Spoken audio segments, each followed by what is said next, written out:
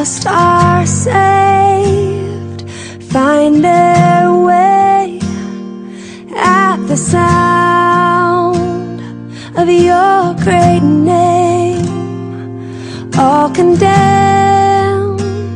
Bonjour bien-aimés dans le Seigneur, nous sommes encore là ce matin pour faire notre live. Vous savez tous comment ces confinements nous a a changé certaines choses. Voilà pourquoi nous, Église, nous sommes là juste pour passer les messages au peuple de Dieu dans nos lives que nous faisons chaque jour. Je n'ai cessé de dire aux gens que ce sont des hommes qui sont confinés, mais Dieu n'est pas confiné, sa grâce n'est pas confinée, sa puissance n'est pas confinée et aussi ses miracles ne sont pas confinés. Sa parole non plus n'est pas confinée.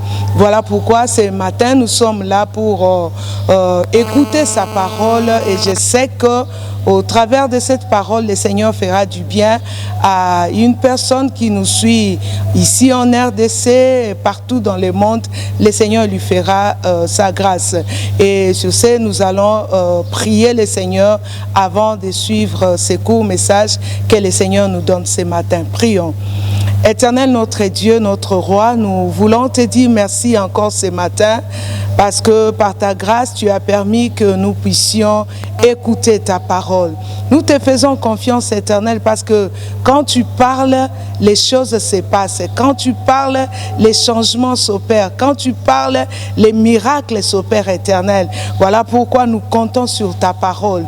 Esprit de l'Éternel, laisse que tu m'aides ce matin afin de libérer exactement les messages que le Seigneur a prévus pour son peuple. Au nom de Jésus-Christ, Père, nous t'avons ainsi prié et nous disons Amen. Voilà, bien-aimés, nous sommes là, comme je l'ai dit, pour ce court moment d'exhortation avec les peuples de Dieu. C'est le message que le Seigneur a déposé dans notre cœur et rapidement, j'aimerais que nous puissions ouvrir nos Bibles dans Jean, chapitre 14, verset 1. Et je vais lire pour vous, vous qui nous suivez, Jean chapitre 14, verset 1. La Bible nous dit ceci, que votre cœur ne se trouble point. Croyez en Dieu et croyez en moi. Que votre cœur ne se trouble point. C'est Jésus-Christ qui a adressé cette parole à ses disciples et pendant qu'il adressait, avant qu'il leur adresse cette parole, il avait constaté en fait une tristesse dans le cœur de ses disciples. Il a constaté un trouble dans le cœur de ses disciples. Alors dans le verset 14, là vous lirez ça au chapitre 13. Mais dans le verset 14, Jésus leur dit que votre cœur ne se trouble point. Croyez en Dieu et croyez en moi. Bien-aimés dans le Seigneur, vous qui nous suivez, j'en profite déjà pour vous dire que votre cœur ne se trouble point. Peu importe ce que vous voyez, peu importe ce que vous vivez aujourd'hui, même pendant ces confinements, que votre cœur ne se trouble point. Croyez en Dieu et croyez en moi. Ça, c'est Jésus-Christ qui le dit. Il dit, c'est comme s'il dit, faites confiance en Dieu et faites confiance en moi. Voilà pourquoi, bien-aimés, je vous exhorte, comme je l'ai dit, vous qui nous suivez, croyez en Dieu. Croyez en Dieu et croyez aussi en Jésus-Christ. Alors, les courts messages que je vais nous donner ce matin, bien-aimés, dans le Seigneur, le thème c'est « Nous sommes plus que vainqueurs ». C'est le thème que nous allons exploiter ce matin. Nous sommes plus que vainqueurs. Nous sommes plus que vainqueurs. Tel est le thème, le court message que le Seigneur a déposé dans nos cœurs ce matin pour son peuple. Nous sommes plus que vainqueurs. Déjà les versets que je viens de lire là, dans Jean chapitre 14, verset 1, Jésus dit à ses disciples que votre cœur ne se trouble point. Je sais qu'en ce moment-ci où nous sommes dans les confinements, il y a des enfants de Dieu qui sont troublés par rapport à ce qu'ils sont en train de voir, par rapport à ce qu'ils sont en train de vivre, par rapport à ce que le monde leur présente. Mais Christ dit, que votre cœur ne se trouble point, croyez en Dieu et croyez en moi. Alors, ce matin, parce que lui, Jésus, qui vous dit que votre cœur ne se trouble point, il a un message important pour vous ce matin, bien-aimés. Croyez en Dieu et croyez en lui. Pourquoi? Parce que Christ a vaincu le monde et il a fait de nous de plus que vainqueurs. Alors, j'ai donné le thème, j'ai dit, le thème de ce matin, c'est « Nous sommes plus que vainqueurs ». Et nous allons rapidement lire la parole de Dieu dans Romains chapitre 8. Nous allons lire Romains chapitre 8. Pour vous qui nous suivez partout où vous êtes, lisons rapidement Romains chapitre 8. Nous allons commencer à partir du verset 35. Et je vais lire pour nous là où nous sommes. Romains chapitre 8, nous commençons déjà à partir du verset 35. La Bible dit « Qui nous séparera de l'amour de Christ ? Sera-ce la tribulation ou l'angoisse, ou la persécution, ou la faim, ou la nudité, ou le péril, ou l'épée? Selon qu'il est écrit, c'est à cause de toi qu'on nous met à mort tous les jours, qu'on nous regarde comme des brebis destinées à la boucherie. Mais dans toutes ces choses, nous sommes plus que vainqueurs par celui qui nous a aimés. Car j'ai l'assurance que ni la mort, ni la vie, ni les anges, ni les dominations, ni les choses présentes, ni les choses à venir, ni les puissances, ni la hauteur, ni la profondeur, ni aucune autre créature ne pourra nous séparer de l'amour de Dieu manifesté en Jésus-Christ notre Seigneur. Voilà, bien-aimés, introduisons déjà les messages. Je nous avais donné Jean 14, verset 1, là où Christ dit que votre cœur ne se trouble point. Pourquoi il nous dit ça? Il dit, croyez en Dieu et croyez en moi. C'est comme s'il disait, faites confiance en Dieu et faites confiance en moi. Pourquoi? Parce que Christ était à la croix. Parce que Christ a souffert à notre place. Voilà pourquoi Paul nous exhorte dans les versets que nous venons de lire tout à l'heure là. Paul vient de nous dire, il dit, nous sommes plus que vainqueurs. Dans toutes ces choses, nous sommes plus que vainqueurs. Pourquoi? Parce que Christ a tout accompli à la croix de Golgotha. Et Paul maintenant explique, il énumère toutes ces choses-là. Il dit, quelles sont ces choses bien-aimées? Paul nous parle de la tribulation, il nous parle de l'angoisse, il nous parle des persécutions, il nous parle de la faim, il nous parle de la nudité, il nous parle de l'épée, il nous parle de toutes ces choses-là. Il dit que dans toutes ces choses-là, nous sommes plus que vainqueurs. Et il insiste dans le verset 35, au fait, dans le verset 38, là où je venais de lire là, il dit, car j'ai l'assurance que ni la mort, ni la vie, ni les anges, ni les dominations, ni les choses présentes, ni les choses à venir. Donc Paul parle des choses présentes et même des choses à venir. Il dit que dans toutes ces choses-là, nous, Église, nous, chrétiens, nous sommes plus que vainqueurs. Écoutez, Église de Jésus-Christ, j'aimerais fortifier quelqu'un ce matin pour nous dire que dans toutes ces choses, nous sommes plus que vainqueurs. Même devant le coronavirus, nous sommes plus que vainqueurs. Vous qui me suivez ce matin, je ne sais pas quel combat vous traversez. Je ne sais pas, pendant que vous me suivez là, vous êtes dans quelle situation. Mais la Bible dit que vous là, vous êtes plus que vainqueur dans toutes ces choses. Peut-être c'est la maladie, peut-être que vous êtes captif quelque part, mais la Bible dit dans toutes ces choses. Peut-être vous traversez des moments difficiles, vous traversez une pauvreté terrible, des blocages terribles, mais Paul dit nous sommes plus que vainqueurs dans toutes ces choses. Bien-aimés dans le Seigneur, il s'agit des vainqueurs. Mais j'aime là où Paul précise, il dit, dans toutes ces choses, nous ne sommes pas vainqueurs, mais nous sommes plus que vainqueurs. Qui est un vainqueur, si je peux, nous pouvons nous poser cette question, parce qu'il s'agit non seulement ce matin des vainqueurs, mais de celui qui est plus que vainqueur. Plus que vainqueur. Mais nous allons voir qui est vainqueur ce matin. Un vainqueur bien-aimé, comme nous le savons tous, un vainqueur, c'est une personne qui a remporté une bataille. C'est une personne qui a remporté une bataille. C'est une personne qui a remporté une guerre. C'est une personne qui a remporté une course. C'est une personne qui a remporté dans une compétition. Voilà une telle personne qu'on peut appeler, elle est vainqueur ou il est vainqueur. Cette personne-là est vainqueur. Et un vainqueur aussi, c'est une personne qui surmonte les obstacles, qui dompte des passions. Un vainqueur, c'est une personne qui, au fait, c'est quelqu'un qui surmonte les obstacles. C'est quelqu'un qui a gagné, qui a remporté une victoire dans une bataille, dans un combat.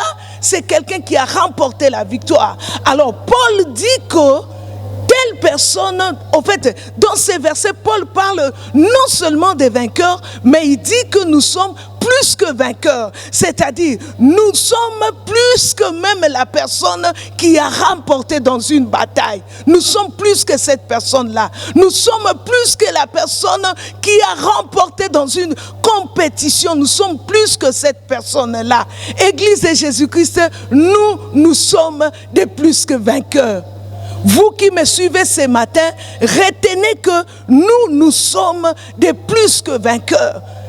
Nous avons vaincu toutes ces choses que Paul vient d'énumérer. Paul dit dans toutes ces choses, la maladie, les blocages, la mort, persécution, la faim, l'angoisse, dans toutes ces choses, Paul dit que nous avons remporté la bataille. Vous pouvez me poser cette question, mais qu'est-ce qui se passe, maman? Vous nous parlez que nous sommes plus que vainqueurs, mais nous ne vivons pas ça. Nous voyons autre chose. Nous vivons autre chose. La réalité nous montre le contraire de ce que vous nous montrez, de ce que vous nous présentez ce matin. Écoutez, Église de Jésus-Christ, le monde où le christianisme, c'est un monde de foi. Si vous avez foi en ces choses, vous allez aussi vivre comme une personne ou comme quelqu'un qui est plus que vainqueur par rapport à ce que Paul est en train de nous dire ce matin.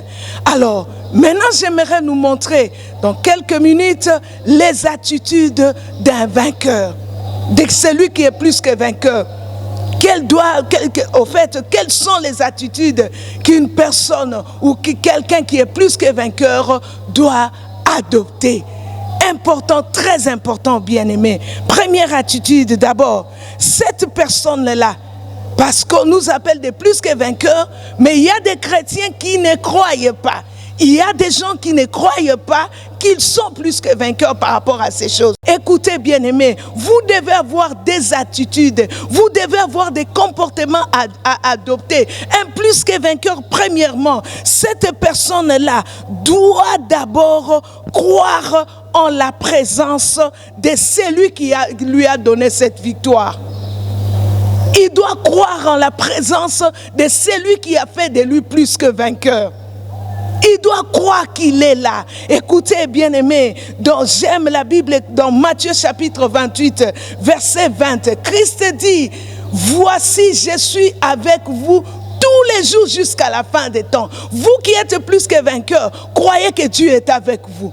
Croyez que Dieu est avec vous. Même si vous ne le voyez pas, il est là.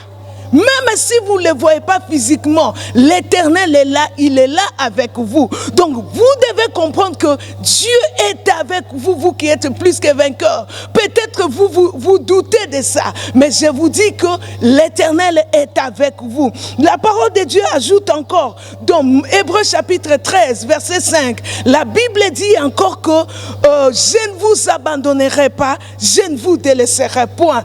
Et que dire encore dans Psaume chapitre 23, verset 4, David qui dit, il dit, quand je marche dans la vallée de l'ombre de la mort, je ne crains aucun mal car tu es avec moi.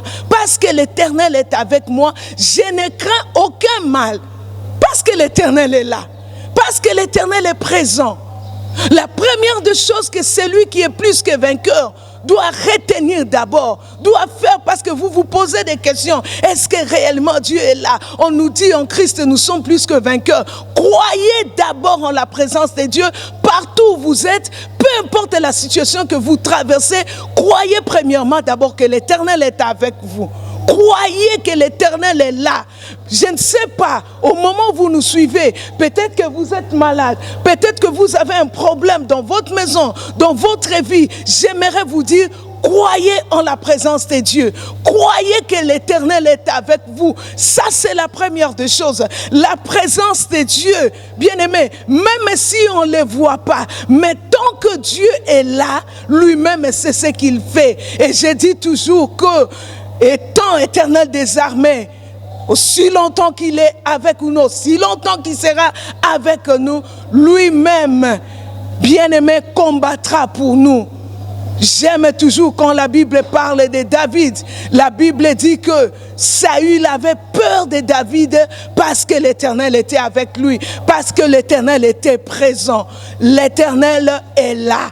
Croyez d'abord en ça, vous que j'appelle plus que vainqueurs ce matin, vous que Romains 8, 35 nous dit que nous sommes plus que vainqueurs, vous êtes plus que vainqueurs, croyez que l'Éternel est là. Même si vous ne le voyez pas, l'Éternel est là. Même si vous n'entendez pas sa voix, l'Éternel est là. En ces temps de confinement, l'Éternel est présent, il est avec vous. J'aimerais que chacun de nous intériorise ça ce matin. L'Éternel est avec nous. Église chrétienne, partout où vous me suivez dans le monde, l'Éternel est avec vous. Il est présent et croyez qu'il est là. La deuxième des choses que vous devez, au fait, plus que vainqueur doit retenir. La deuxième chose, bien-aimé, vous devez avoir confiance et foi en la parole de cet homme ou de cette personne qui a fait de vous plus que vainqueur. Ayez foi en cette personne, ayez foi aussi en sa parole. Parce que celui qui a fait de vous plus que vainqueur n'est pas un fils d'homme pour mentir. Quand je lis la parole de Dieu, j'aime ça dans Hébreux chapitre 6, verset 18. Vous qui nous suivez, vous allez lire à la maison parce que nous courons derrière les temps. Hébreux chapitre 6, verset 18. Vous lirez la partie B.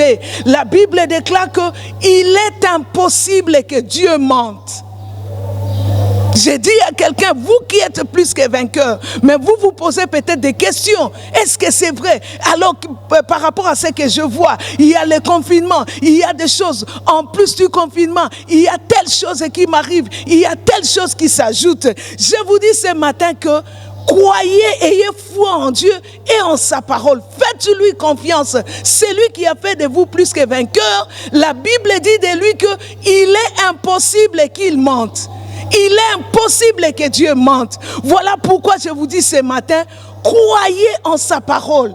Faites confiance en sa parole, vous qui êtes plus que vainqueurs. Voilà l'attitude que vous devez adopter. Croyez en la parole de Dieu. Même si autour de vous, les choses ne semblent pas marcher. Les choses n'évoluent pas. Les choses ne semblent pas marcher. Écoutez, bien-aimés, comme vous le désirez. Écoutez la parole de Dieu ce matin. Il est impossible que Dieu mente. Tout ce qu'il dit, il finit toujours par l'accomplir. Tout ce qu'il dit, il finit toujours par l'accomplir. Et c'est très important. Tout ce qu'il promet à ses enfants, il finit toujours par l'accomplir. Je pense peut-être qu'il y a de ceux qui ont dit, pendant ces temps de confinement, ils se sont dit, parce que qu'est-ce qu'on n'a pas entendu par rapport à cette maladie? Il y a peut-être de ceux qui ont dit, est-ce que vraiment les promesses que Dieu m'avait données, après ce que nous attendons, est-ce que ces promesses vont s'accomplir? Je vous dis que Dieu a la capacité, il a toutes les possibilités d'accomplir ce qu'il a dit. Parce que la Bible dit, il est impossible que l'Éternel puisse mentir. Dans la Bible, il a promis des choses à beaucoup de gens. Même aujourd'hui, il a promis des choses à beaucoup de gens. Et on a vu à un certain moment le Seigneur réaliser ce qu'il avait promis à ses enfants. On a vu le Seigneur utiliser tout ce qu'il fallait pour accomplir ce qu'il avait promis à ses enfants. Si vous lisez, je prends l'exemple de Siméon dans Luc chapitre 2, vous lirez là-bas les versets 26 et le verset 28. Là, c'est le Seigneur lui-même qui promet à Siméon que Siméon ne mourra pas sans avoir vu le Messie. Oh, Siméon ne mourra pas sans avoir vu le Messie. Luc chapitre 2 verset 26, cette promesse et son accomplissement. Mais ce qui nous intéresse ici, c'est que Siméon, cette parole que Dieu avait déclarée pour son serviteur Siméon, s'était accomplie. C'était pour dire que Dieu ne ment jamais. Il est impossible que l'Éternel mente. Ce qu'il dit, il finit toujours par l'accomplir. Ce qu'il promet, il finit toujours par le réaliser, bien-aimés. Vous qui êtes plus que vainqueurs, croyons la parole de Dieu. Faites confiance aux promesses de Dieu. Faites confiance à ce que l'Éternel avait dit et vous allez voir ces choses s'accomplir. Peu importe ce que votre entourage peut dire de vous. Peu importe ce que les gens peuvent parler tout autour de vous. Mais faites confiance en ce Dieu-là qui a promis et qui va le réaliser. Parce que, j'insiste, vous êtes plus que vainqueurs. Vous êtes plus que vainqueurs. Alors vous devez avoir ou soit faire confiance en la parole de Dieu. Je suis en train de me mettre un peu à la place de Siméon en ces temps-là. Je pense que l'entourage de Siméon voyait Siméon déjà en train de vieillir. Cet entourage, et ça c'est moi qui l'ai dit, ça c'est moi qui essaie un peu de voir. L'entourage de Siméon voyait Siméon en train de vieillir. Siméon en train de faner. Siméon, je ne sais pas moi, peut-être il avait déjà vieilli avec les dos tournés, courbés, pardon. Et je pense que on s'est moqué de Siméon. À chaque fois qu'on disait, mais vieux, vous avez déjà vieilli. Siméon dit, non, non. Le Seigneur avait dit que je ne mourrai pas sans avoir vu le Messie. Un plus que vainqueur doit croire et doit faire confiance en la parole de Dieu. Il y a par exemple Abraham. Abraham bien-aimé, qu'est-ce que nous pouvons dire sur Abraham? Les lecteurs de la Bible le savent. Si vous lisez dans Hébreux chapitre 11 verset 19, même quand Abraham, j'ai aimé cette attitude-là quand je lisais. Abraham est allé offrir son fils Isaac en sacrifice à l'Éternel alors qu'il a eu cet enfant après des promesses et des promesses dans sa vieillesse. Le Seigneur lui demande cet enfant et Abraham a amené l'enfant pour qu'il soit sacrifié à l'Éternel, pour qu'il l'offre à l'Éternel. Mais j'aime ce que Hébreux chapitre 11 verset 19 dit.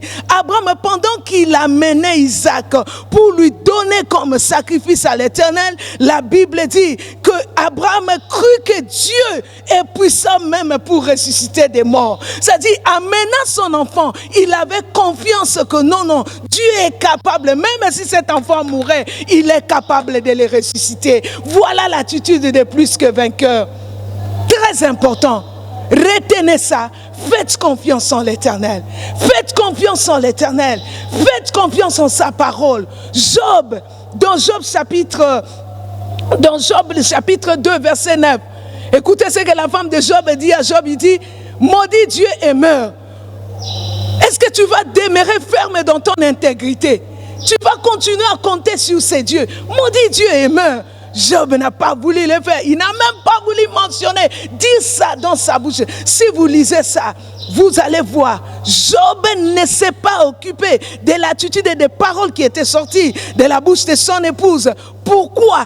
Parce qu'il avait confiance en ces dieux. Il croyait que c'est Dieu qui m'avait donné cette richesse et je crois en ces dieux-là. Je crois fermement que je ne finirai pas ma course comme ça. Église de Jésus-Christ, nous sommes des plus que vainqueurs, mais nous devons croire, faire confiance en la parole de Dieu. Et la troisième des choses, avant que nous puissions chuter, la troisième des choses que quelqu'un qui est plus que vainqueur doit adopter comme attitude, la troisième des choses, bien-aimé, tu dois maintenir ta vie de prière. Maintiens ta vie de prière. Maintiens ta vie de prière. Peu importe ce que vous voyez, Maintenez votre vie de prière. Si vous lisez dans Daniel chapitre 6, verset 10, on va lire ça. Daniel chapitre 6, verset 10. Daniel chapitre 6, verset 10. La Bible dit, lorsque Daniel sut que le décret était écrit, il se retira dans sa maison, où les fenêtres de la chambre supérieure étaient ouvertes dans la direction de Jérusalem. Et 3 fois le jour, il se mettait à genoux, il priait et il louait son Dieu. J'aime ce que la Bible ajoute, comme il le faisait auparavant. Donc rien n'a changé. Peu importe ce que Daniel vivait, peu importe les décrets qu'on avait signés, peu importe ce que Daniel voyait tout autour de lui, mais la Bible dit qu'il s'est mis à genoux comme il le faisait auparavant. C'est-à-dire rien n'avait changé. L'attitude, la position que celui qui est plus que vainqueur doit adopter, surtout en ces temps-ci, cette personne doit se battre pour maintenir sa vie de prière. Nous sommes dans un moment où l'Église doit maintenir la vie de prière. J'ai aimé ce que j'ai suivi sur Internet par certains serviteurs de Dieu. C'est que les hommes de Dieu ont dit nous devons créer un réseau mondial des intercesseurs. Pourquoi? Nous devons prier comme je l'avais dit l'autre fois là, dans les lives que j'avais fait. Nous devons prier pour détruire, pour désorganiser les stratégies de l'ennemi. Celui qui est plus que vainqueur doit se battre pour maintenir sa vie de prière. Celui qui est plus que vainqueur doit se battre pour maintenir sa vie de prière. Et dans le maintien de la vie de prière, il y a beaucoup de choses à dire là-dessus. La prière t'épargnera, t'évitera de tomber dans la tentation. La prière, au fait, t'évitera de tomber dans la peur. La prière, est bien aimée dans le Seigneur, t'épargnera de beaucoup de choses, surtout en ces temps-ci. Et voilà la chose que Daniel a fait. Daniel a compris que en ces temps-ci, je dois maintenir ma vie de prière. Le coronavirus est là, le confinement, on ne sait pas, mais je promets à l'Église que dans les jours qui viennent, le déconfinement arrivera. Si le confinement jusque-là, du moins dans notre nation, continue encore, c'est parce que Dieu a encore un travail à faire. Dès que l'Éternel aura fini son travail, il va claquer ses doigts, comme je l'ai dit, je le fais comme ça, et le confinement prendra fin. Mais Église, n'arrêtons pas de prier. Vous qui êtes de plus que vainqueurs, n'arrêtons pas de prier. Maintenons nos vies de prière. Nous devons accélérer. Nous devons, au fait, comme je le dis toujours, maximiser nos vies de prière. Et nous allons voir que un jour, on dira de nous exactement, voilà, des plus que vainqueurs sont là. Et comment, peut-être vous qui me suivez, vous ne comprenez pas ces choses. Comment devenir plus que vainqueur? Je vous donne juste un point. Juste donnez votre vie à Jésus. Donnez votre vie à Jésus, vous qui me suivez. Peut-être vous n'êtes pas chrétien. Peut-être que vous allez à l'église, mais vous n'avez pas encore donné votre vie à Jésus. Donnez juste votre vie à Jésus.